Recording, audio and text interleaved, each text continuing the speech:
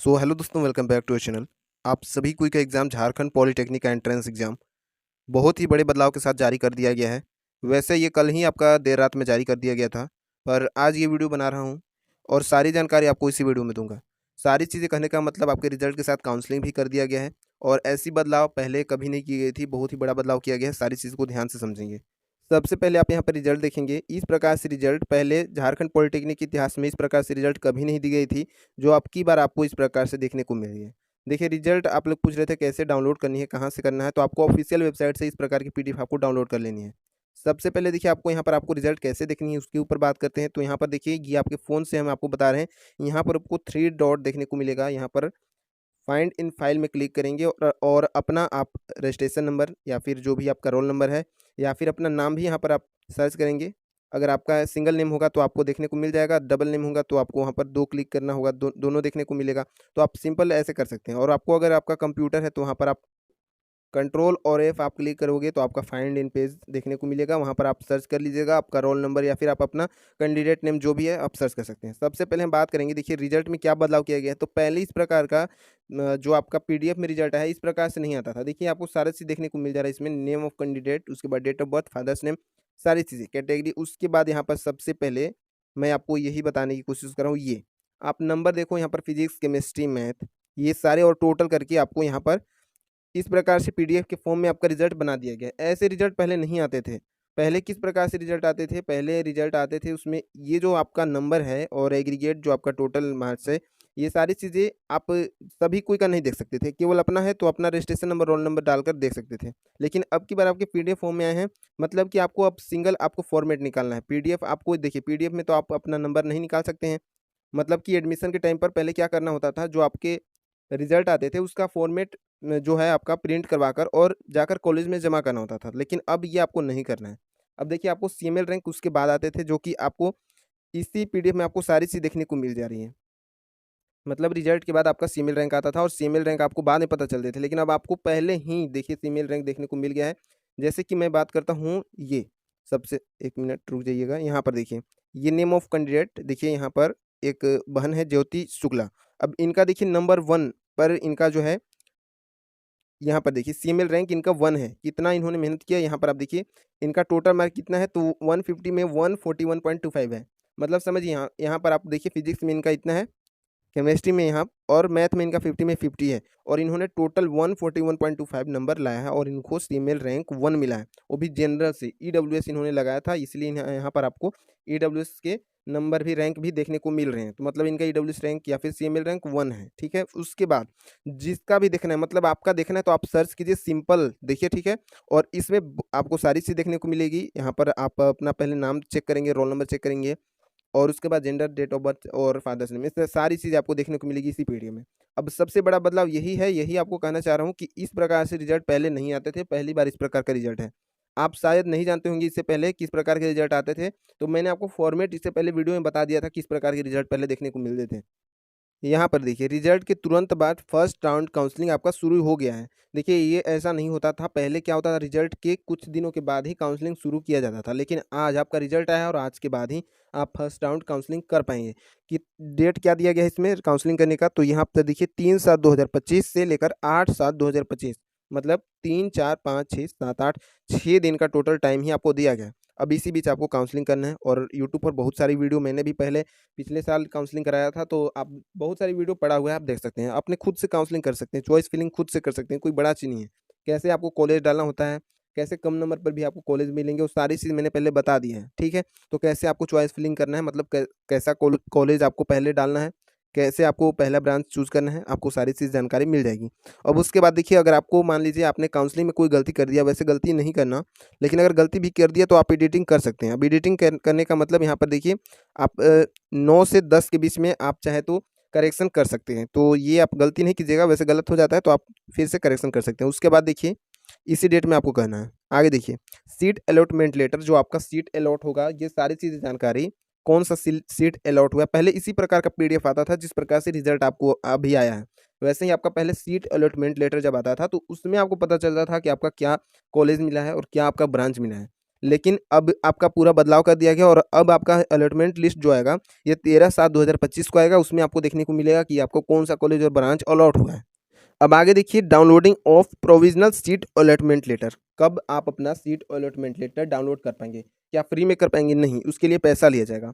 वो आपको ऑनलाइन पैसा पेमेंट करना होता है और ये आप 14 से लेकर 19 तक आप इसका डाउनलोड कर सकते हैं। और ये डाउनलोड करने के क्या होता है, ये डाउनलोड करने के बाद आपको एडमिशन में जमा करना होता है, जहाँ पर आपका कॉलेज है वहाँ पर ये जमा करना होता है प्रोविजनल अलॉटमेंट लेटर। ठीक है, उसके बारे में आपको अपडेट दे देंगे। उसके बाद देखिए, document verification in admission in institute. मतलब अब आपको कॉलेज में कब एडमिशन लेना है, तो ये 14/7/2025 से 19/7/2025 तक आपको कर लेना है। मतलब इतना पहले ही आपका हो रहा है। पहले क्या हो रहा है, ये आपका फर्स्ट राउंड काउंसलिंग है। अगर हम बात करेंगे सेकेंड राउंड थर्ड राउंड करते करते कितना दिन हो जाएगा, तो ये आपका अगस्त में जाकर थर्ड राउंड काउंसलिंग होगा। ठीक है, तो ये आपको फर्स्ट राउंड काउंसलिंग में ही सारी चीज़ें कर लेनी है। तो सारी चीज़ें आपकी क्लियर हो गई है कि अब आपका एडमिशन कब होगा और अब आप अपना जो भी चीज़ें हैं आगे क्या करना है, आपको करना है या नहीं करना है, एडमिशन लेना है कि नहीं लेना है, अब आप अपने खुद से सोच सकते हैं। वैसे मैंने आपको पहले ही बता दिया था कि जुलाई में आपके जो है ये रिजल्ट आने वाले हैं, ये मुझे पता चल गया था तो आपको बता दिया था। इससे पहले की वीडियो में आप देख सकते हैं, अभी भी वीडियो पड़ा हुआ है यूट्यूब पे।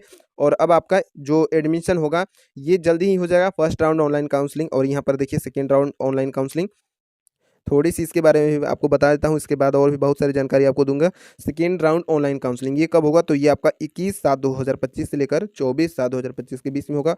वैसे ही आप यहाँ पे देख सकते हैं एडिटिंग और जो आपका सीट अलॉटमेंट लिस्ट, ये सारी चीज़ें आप इसमें देख सकते हैं कब आपका होने वाला है। ठीक है, ये कब होता है, तो जो देखिए, अगर आपको फर्स्ट राउंड ऑनलाइन काउंसलिंग में अगर आपको सीट अलॉटमेंट सही से नहीं होता है, मतलब अगर आपको आपका पसंदीदा कॉलेज ब्रांच नहीं मिलता है, तो आप उसके बाद भी सेकेंड राउंड ऑनलाइन काउंसलिंग में भी भाग ले सकते हैं। देखिए, होता क्या है कि फर्स्ट राउंड ऑनलाइन काउंसलिंग में जितने कैंडिडेट आते हैं, मतलब जिनका एडमिशन हो जाता है, तो जो छूटे-फटके सीट बचे होते हैं, उसके बाद इस प्रकार से सेकेंड थर्ड राउंड काउंसलिंग लिया जाता है। समझ गए? मतलब बहुत सारे कैंडिडेट ऐसे होते हैं जो फर्स्ट राउंड काउंसलिंग में एडमिशन नहीं ले पाते, तो उसके बाद जो सीट बच जाता है, खाली बचा हुआ सीट अगली काउंसलिंग में भरा जाता है। तो क्या थर्ड राउंड काउंसलिंग भी होगा? हाँ, थर्ड राउंड ऑनलाइन काउंसलिंग भी होगा। ये कब होगा, तो इसका भी डेट आपको बता दिया गया है सारी चीज़ें। यहाँ पर देख सकते हैं online counselling and choice filling, ये आपका 3/8/2025 से लेकर 5/8/2025, मतलब अगस्त में जाकर आपका थर्ड राउंड काउंसलिंग होगा। समझ गए? तो ये आपकी काउंसलिंग के 3 चरण हैं, 3 स्टेप हैं। पहले ही आपको काउंसलिंग कर लेना है। उसके बाद अगर आपको, वैसे तो अगर आपका पसंदीदा कॉलेज अलॉट हो जाता है तो बहुत ही अच्छी बात है, खुशखबरी है आप सभी के लिए। लेकिन अगर आपको फिर भी चाहते हैं कि मैं दूसरा कॉलेज में अपना, मतलब दूसरा कॉलेज में काउंसलिंग कर लूँ, तो ये भी आप कर सकते हैं अगले राउंड काउंसलिंग में। सेकेंड थर्ड तक होता है, टोटल यहाँ पर 3 राउंड काउंसलिंग होते हैं। तो ये सारी डेटें आपको याद रखनी है, इन सारी दिनांक आपको याद रखनी है। इसी दिन में आपको आपका सारी चीज़ें होने वाली है।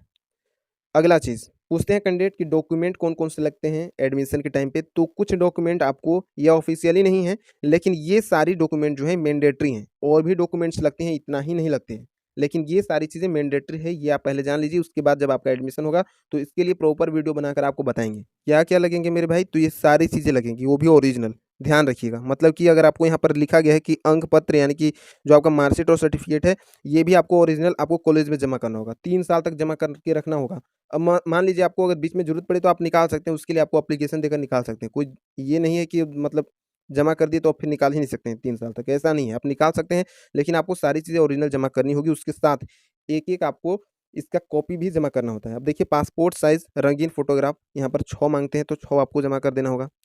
ठीक है, कक्षा 10वीं का अंक पत्र और सर्टिफिकेट, यानी कि आपका जो मार्कशीट और सर्टिफिकेट है ओरिजिनल आपको जमा करना होगा, उसके साथ कॉपी भी। जाति प्रमाण पत्र, ये अगर आप आरक्षित है, मतलब अगर ईडब्ल्यूएस है तो ईडब्ल्यूएस भी।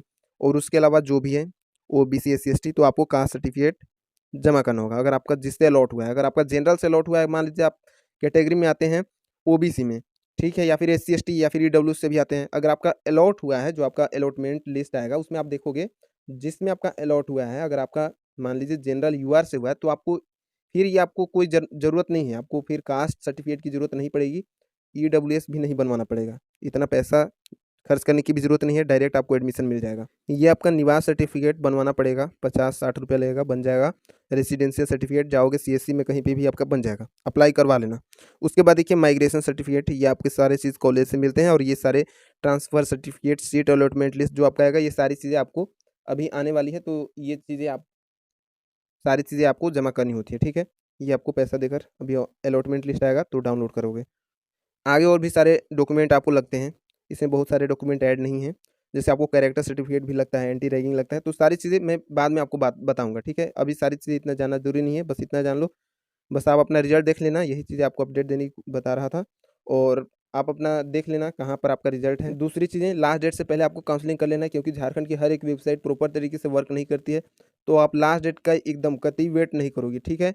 याद रखना। सबसे अच्छी बात है, रात में आप अप्लाई कर लेना, रात में एकदम बिल्कुल सर्वर की प्रॉब्लम नहीं होगी, आराम से आप घर बैठे अप्लाई कर सकते हो। और मैंने आपको रिज़ल्ट भी बता दिया, इस प्रकार की रिज़ल्ट पहली बार आई है। और पहले मैंने आपको इसके पहले वीडियो में बताया था कि रिज़ल्ट आएगा तो उसका एलिमिनेशन करवा लेना, कोई ज़रूरत नहीं है।